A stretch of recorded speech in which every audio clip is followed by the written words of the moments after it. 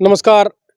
हम पहुंचे हैं कलयुग के अवतार बाबा बबरीक के धाम में, गांव सीसला में, जहां उनके ऋषि दंडक ऋषि के साथ उनका शीश समाया हुआ है। और देश दुनिया में इस धाम की ऐसी मान्यता है कि यहाँ एक बार जो माथा टेकता है, जो यहाँ एक बार आराधना करता है, उसकी मान्यता पूरी होती है। तो हम यहाँ बात करेंगे गांव के लोगों से और यहाँ के पुजारी से कि क्या मान्यता है और कब कब यहाँ पर विशेष पूजा होती है। नमस्कार जी। जय श्री श्याम जी। जय श्री श्याम। क्या नाम है आपका? राजीव शर्मा जी। शर्मा जी, कितने टाइम से यहाँ पूजा कर रहे हम यहाँ अभी 1 साल से आए हैं लगभग, और बाबा के जो सेवा जो हमारे लगी हुई है, बाबा के चरणों में लग रहे हैं, जैसे कैसे भी बाबा की सेवा करते रहें। और जैसे कि भाई साहब ने बताया, ये वाकई में बहुत प्राचीन धाम है, द्वापर का धाम है। और प्राचीन समय से ये बाबा यहाँ मिट्टी के टीले, हम देख भी लेंगे, आइए। तो प्राचीन समय से यहाँ बाबा मिट्टी के टीले पे ही विराजमान है। तो यहाँ साल में कितने श्रद्धालु आते हैं और साल में कितनी बार मेले होते हैं? यहाँ पर हर संडे और हर एकादशी पे मेला लगता है। खासकर जो शुक्ल पक्ष में एकादशी आती हैं या जो शुक्ल पक्ष में जो संडे इतवार आता है, हर इतवार को बढ़िया रस रहता है और बड़ी दूर दूर से यहाँ श्रद्धालु आते हैं। और बड़े कहने का मतलब यहाँ जो भी संकीर्तन वगैरह या जो भी बाबा के भंडारे होते हैं, जो बाबा का कोई विशेष प्रोग्राम होता है, जो आयोजन होता है, तो बड़ी धूमधाम से मनाया जाता है। अब यहाँ जो 7, 8, 9 मार्च का एक विशाल प्रोग्राम जो फागुन महामहोत्सव रखा गया था, तो बड़ी दूर दूर से बड़ी श्रद्धा से यहाँ लोग आए, बड़े बाबा के दर्शन किए, बाबा की अमृतमय कृपा प्राप्त की। और कहने मतलब यहाँ बड़ा अच्छा रस रहता है, बड़े अच्छे लोग दूर दूर से आते हैं, यहाँ बाबा के दर्शन करते हैं। और यहीं पे विराजमान है बाबा बाल स्वरूप में, मिट्टी के टीले पे द्वापर कालीन ये धाम है। और उसी समय से यहाँ ये 5,500 साल पुराने जो बाबा के स्वरूप के पीछे जो मूर्तियाँ रखी है, तो ये द्वापर के टाइम की ही मूर्तियाँ हैं सब। जो मूर्तियाँ द्वापर के टाइम की है? हाँ जी, हाँ जी, हाँ जी। जो मूर्ति पीछे रखी हैं, तो सभी ये मूर्तियाँ उसी समय की रखी हुई हैं। 5,500 साल पुरानी मूर्तियाँ हैं ये सभी। तो आप मंदिर का थोड़ा सा इतिहास बताएं कि बाबा जी का जो किंवदंतियाँ हैं, जो दंत कथाएं हैं, संक्षेप। दंत कथाएं तो ऐसे है, देखो इसमें कोई दंत कथा नहीं है, ये तो प्रत्यक्ष में है। तो इसमें कोई ये नहीं है भाई यहाँ ये कहीं से गढ़वा के लेके आए हैं, ये जयपुर से लेके आए, कहीं से लेके, ये तो प्राचीन मूर्तियां हैं, उसी समय की रखी हुई है। और जो यहाँ के बड़े बुजुर्ग जो बताते हैं कि हमने भी, हमारे दादा परदादा पिताजी जो भी थे, सब इसी ऐसे ही इनको देख रहे हैं उसी समय से। ये कोई दंत कथा नहीं है। और यहीं पे ये तो देखो सार आल वर्ड जानता है कि जो महाभारत तो ये कुरुक्षेत्र में हुई, और जो कुरुक्षेत्र के युद्ध क्षेत्र की जो भूमि थी वो 48 कोस की प्रीति थी। और उस 48 कोस में जो भी ये शीसला धाम है, ये शीश का दान देने पे ही इस जगह का नाम शीसला रखा गया है। तो आप तो यहाँ पूजा करते हैं और श्रद्धालु भी आपके पास आते हैं, कोई घटनाएं आपको बताते होंगे, जैसे मान्यता पूरी होती हैं लोगों की जो मन्नतें मांगते हैं, तो थोड़ा सा बताएं कोई एक आध ऐसी घटना जो आपको भी ऐसा लगा कि वास्तव में उनका चमत्कार कृपा भक्तों पे होती है। देखो यहाँ बाबा के बड़े चमत्कार हैं, और दुखी है तो ये संसार दुखी है, और जिसके अंदर दुख है उसको बाहर सुख कहाँ से मिलेगा। और यहाँ तो आते हैं जो लोग बताते भी हैं कि बाबा की ऐसी कृपा हुई है, कोई ऐसे मान ले कि 10-10 महीने से या कोई साल से 6-6 महीने से जो नहीं भी चल पा रहा था, बिल्कुल उठ भी नहीं पा रहा था, वो भी यहाँ बाबा के दर्शन मात्र करने से वो अपने पाँव पे चल के गया है। और यहाँ कहने का मतलब जो भी बाबा की अर्जी लगाते हैं, जो श्रद्धालु आते हैं, माथा टेकते हैं, बाबा मैं तो ये कहता हूँ कि हर भक्तों की मनोकामना बाबा यहाँ पूर्ण करते हैं। और बड़ा विश्वास के साथ ही बाबा यहाँ श्रद्धालु आते हैं, बाबा के दर्शन करते हैं और इनकी कृपा प्राप्त करते हैं। आप श्रद्धालुओं से क्या अपील करेंगे, मतलब कोई किस टाइम साल में पूजा करने के लिए यहाँ आए, ताकि उस टाइम में विशेष पूजा का वो टाइम हो, या कभी भी आ सकते हैं? विशेष पूजा का एक जगह जैसे मैं बता रहा था अभी पहले भी, और भाई साहब ने भी बताया है कि एकादशी का ही इनका एक विशेष महत्व है कि ऐसी तिथि है जो एकादशी पे ही बाबा के यहाँ मेला लगता है, और बाबा की जो भी अर्जी वगैरह अरदास वगैरह लगाई जाती हैं, बाबा को मनाया जाता है, रिझाया जाता है, संकीर्तन वगैरह भंडारे वगैरह सभी एकादशी के दौरान ही यहाँ, एकादशी और द्वादशी के दौरान ही यहाँ बाबा के दर्शन करने के लोग श्रद्धालु दूर दूर से बड़ी संख्या में भारी संख्या में भीड़ और यहाँ आते हैं, बाबा के दर्शन करते हैं। तो जो आप कार्यक्रम बता रहे थे अगला, वो क्या है? अगला कार्यक्रम अभी जो 3 दिवसीय प्रोग्राम था, महामहोत्सव था जो फाल्गुन का, अभी वो 7, 8, 9 मार्च का रखा गया था।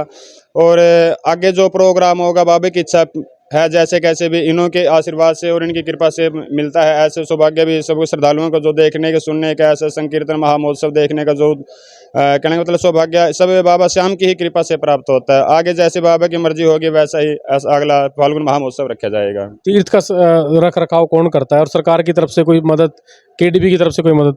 देखो यहाँ मंदिर कमेटी है, गांव की कमेटी बनी हुई है, और वीर बरभिक्षाम ट्रस्ट सिसला धाम जो एक कमेटी है, यहाँ देख रेख पूरे गांव का ही सहयोग है, पूरे श्रद्धालुओं का सहयोग है। यहाँ बच्चा बच्चा या गांव का सिसमोर ये है, दोनों गांव एक ही हैं, सिसला और सिसमोर। और बड़ी देख रेख करने में तो दोनों गांव बड़ी श्रद्धा और भाव के साथ यहाँ भक्तों की देख रेख करते हैं, मंदिर की देख रेख करते हैं, बड़ी व्यवस्था बना के रखते हैं। तो इतना बड़ा जो एक विशाल प्रोग्राम महोत्सव रखा गया, तो उसमें सब श्रद्धालुओं का सहयोग था, और विशेषकर सिसला धाम और सिसमोर का। कितना बड़ा परिसर है, एरिया कितना है, और सरकार की तरफ से कोई मदद? सरकार की तरफ से भी हमें बहुत कहने मतलब दिन प्रतिदिन अच्छी मदद मिलती जा रही है, और दे भी रही है सरकार हमें मदद। और ये पीछे जो श्याम कुंड, जो श्याम तीर्थ है, ये विकास बोर्ड में आ चुका है, और यहाँ एक श्याम तीर्थ बाबा का जो श्याम कुंड है वो भी बनेगा। अभी कुछ समय बाकी है, लेकिन आहिस्ता आहिस्ता वो भी काम शुरू होने वाला है यहाँ पे। और एरिया तो इसका बहुत है, 28 किले जमीन है यहाँ बाबा इसके श्याम तीर्थ की, और कहने मतलब आहिस्ता आहिस्ता उसका भी विकास होने लग रहा है, शुरू होने जा रहा है। और ऐसे में कहने मतलब बड़ी अच्छी व्यवस्था बना के रखते हैं ये कमेटी वाले भी। कि इनको कलयुग का अवतार कहा गया है, तो पिछले 3-4 सालों से कुछ ज़्यादा श्रद्धालुओं में उत्साह बढ़ा है पूजा करने को लेकर के, और श्रद्धा बढ़ती जा रही है, और उसको आप उसके बारे में आप क्या मानते हैं? देखो क्या कलयुग में ये तो भगवान कृष्ण द्वारा ये वरदानित है कि आने वाले युग में, कलयुग में जो श्याम नाम है भगवान कृष्ण ने इनको दिया है, ये तो स्वाभाविक है कि इनका श्याम नाम का प्रचार होना ही होना है। और ज्यों ज्यों कलयुग का प्रारंभ हो रहा है, ये कलयुग बढ़ता जा रहा है, तो श्याम नाम का प्रचार प्रसार, बाबा की कृपा ऐसी फुल भक्तों में एक श्याम लहर, कहने का मतलब भक्तों में एक ऐसी श्याम लहर दौड़ रही है, जो बाबा के दर्शन की इच्छा करने के लिए खाटू श्याम या कहने का मतलब चिल्काना धाम या सिसला धाम, कहीं से भी किसी भी प्रकार से श्रद्धालु बाबा के दर्शन करने के लिए कहने का मतलब पहुंचते ही रहते हैं। कहीं भी पहुंचो, खाटू श्याम पहुंचो, सिसला धाम पहुंचो, बाबा के कहने मतलब दर्शन करते ही हैं वो। क्या नाम है आपका? अमन। कितने साल से यहाँ हो? हम बचपन से। कहाँ से हो? यहीं से। सिसला गाँव से? हाँ। बचपन से पढ़ते भी है ये सिर्फ? आपकी बात 12th मेडिकल में है, सैनिक स्कूल में पढ़ते हैं सिसमोर। मेडिकल ले रखा है। हाँ। तो मंदिर में कितना टाइम देते हो? मंदिर में स्कूल से आने के बाद मंदिर में, फिर घर थोड़ा बहुत काम नहीं, मंदिर में रहते हैं। पढ़ाई भी यहीं करते हो? नहीं, घर पे। यहाँ बैठ के यहाँ सेवा? हाँ, सेवा। कितने साल से? मतलब बचपन से सर। बचपन से मतलब कितने साल से? जब से देखो घर वाले लेकर आने लगे, अब जैसे बाबा का प्रचार हुआ 2 साल से, तब से तो खूब यहाँ पर। क्या आप की यहाँ मान्यता है, क्या लोगों को यहाँ लाभ मिलता करके, कैसे मान्यता पूरी होती है? जैसे कि हम बाबा का यहाँ पर सेवा करते हैं इस मंदिर में, तो दिन में 3 से 4 चमत्कार दिखा देता है बाबा। अब जैसे हमारे पास आए थे, यहाँ से हिसार से आए थे 1-2 बंदे, वो कहने लगे हमारे बच्चा नहीं है यहाँ पे, तो हमने कहा बाबा के दर्शन करो।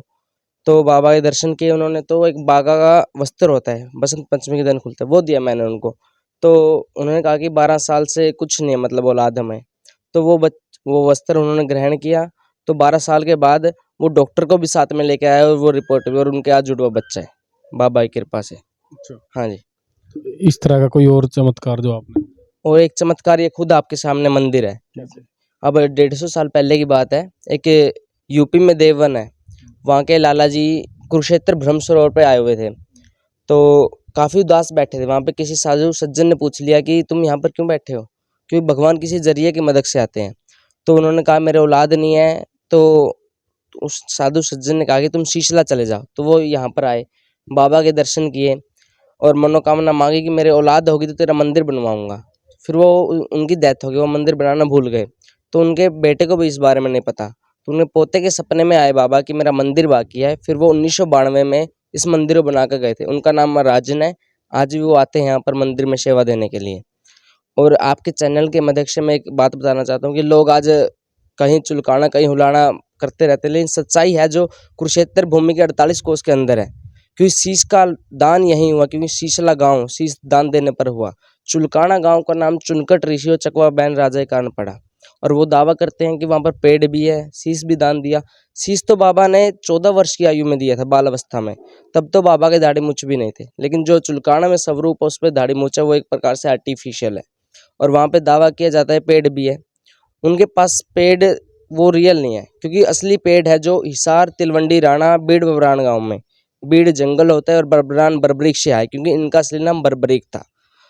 और 2018 से पहले वहाँ पर बालाजी की पूजा होती थी चुलकाना में। और वो फिर वो तो एक घर का मंदिर है, बैरागी समाज का, लेकिन ये सार्वजनिक मंदिर है क्योंकि यहाँ की आसपास की ज़मीन जो 28 एकड़ ज़मीन है वो सब बाबा के नाम पर है। और यहाँ पर महाभारत कालीन ईंटें ही मौजूद है, वो टीला भी मौजूद है जिसमें दंडक ऋषि गोद में वो शीश आया था। और राजस्थान की क्या महत्व है? राजस्थान में बाबा को यहाँ पर वरदान मिला था कि कलयुग में तुम्हें श्याम नाम से खाटू में पूजा जाएगा, कि मूरत तेरी होगी पूजा मेरी, क्योंकि शीश तो तेरा रहेगा और श्याम नाम मेरा हो जाएगा। फिर यहाँ से बाबा खाटू में प्रकट हुए थे कलयुग के अंदर। वो भी एक घर का मंदिर है चौहान परिवार का, लेकिन ये सार्वजनिक मंदिर है। असली जगह ये यहाँ पे दान दिया था। हाँ, यहाँ यहीं दान दिया।